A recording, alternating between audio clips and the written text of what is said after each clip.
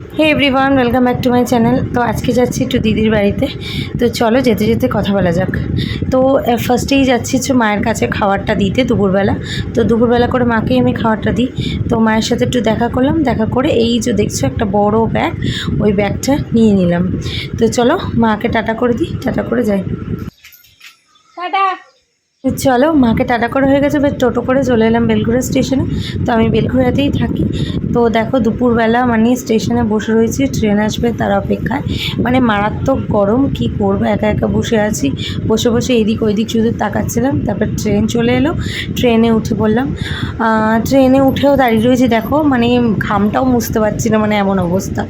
এত বড় ব্যাগ নিয়ে কী বলবো আর, মানে কি করব বুঝতে পারছি না। তো চলো যাওয়া যাক। তো এখানে ট্রেন থেকে নেমে পড়লাম, এবার অটো ধরতে হবে। তো শিয়ালদা স্টেশন, তোমরা যারা শিয়ালদা স্টেশনে এসেছো তারা জানো যে শিয়ালদা স্টেশনে কতটা মানে বিজি, আর হাঁটতে গেলে কতটা অসুবিধা হয়। তাও আমি হালকা ভিডিও করতে করতে যাচ্ছিলাম। তো চলো তোমাদের বলি যে ওটার মধ্যে কী আছে। ওটার মধ্যে আমার দিদির ছেলের জন্য গিফট আছে কিছু। তো অটোতে উঠবো এরপর। তো অটো থেকে নেমে তোমাদের বলছি ওটার মধ্যে কী কী আছে।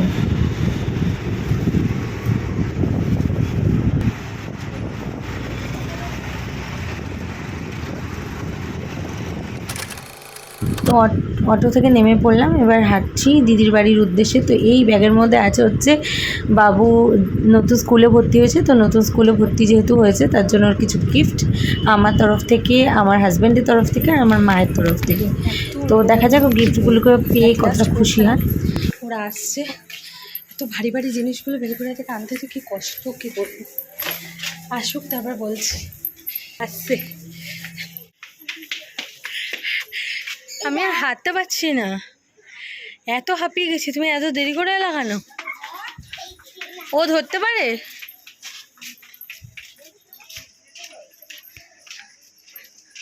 ওকে ধরতে পারে? আরে বাবা, দাঁড়া দাঁড়া দাঁড়া, সর এখান দিয়ে। শন্টি, এই শন্টি, একটু হাই করে দে। সব খুলে ফেলছে, এবার খোলা এক এক করে আমি দেখছি। তুমি বসো বসো, হ্যাঁ এইদিকে ঘোরো, এইদিকে ঘুরে বসো, এইদিকে ঘুরে বসো। এটা কি জিনিস বলো তো? এটা তোমার মাকে বলো খুলে দিতে।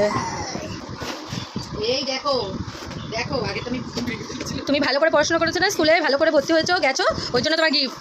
এর ফার্স্ট হলে আরেকটা গিফট হবে। ফার্স্ট হলে আরেকটা গিফট। এবার ওইটা বার করো, ওইটা দেখাও, ডক্টর সেটটা দেখাও, ডক্টর সেটটা দেখাও দেখি। এই যে এরকম করে দেখাও ডক্টর সেটটা। ভালো লেগেছে? খুব ভালো লেগেছে, হ্যাঁ। তারপর ওইটা সব কটাকে আগে দেখাও।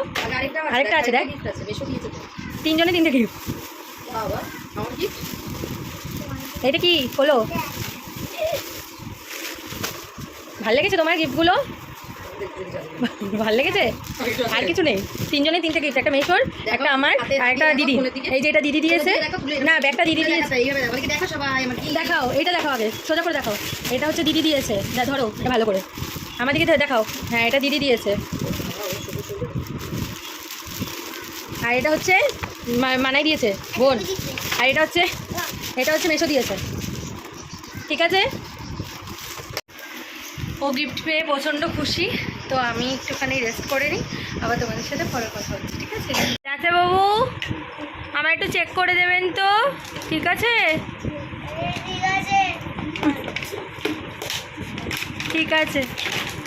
কি কিউট ডাক্তারবাবু, দেখো। তোমাদের যাদের যাদের ডক্টরের দরকার হবে এখানে যোগাযোগ করবে, হ্যাঁ। নাও চেক করো আমায়, দাঁড়া আমি একটু এগিয়ে আসি। দেখো ডক্টরবাবু আমায় চেক করবে।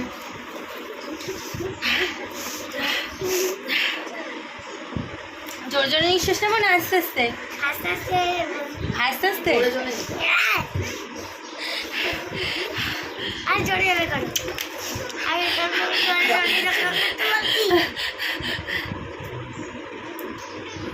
লিটল ডক্টর নেম লিখতে বলেছে। তোমার নাম লিখবে ডক্টর। কি ডক্টর নাম লিখে দেবো না? যা ঘোড়াটা চড় দিয়ে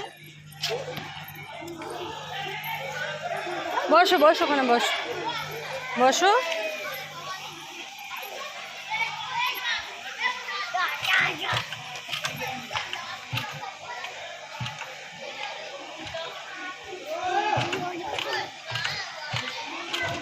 পড়ে যাবা, ওইটাই বসো, এটাই বসো, এটাই বসো, আমি ওটা ধরছি, তুমি এটাই বসো।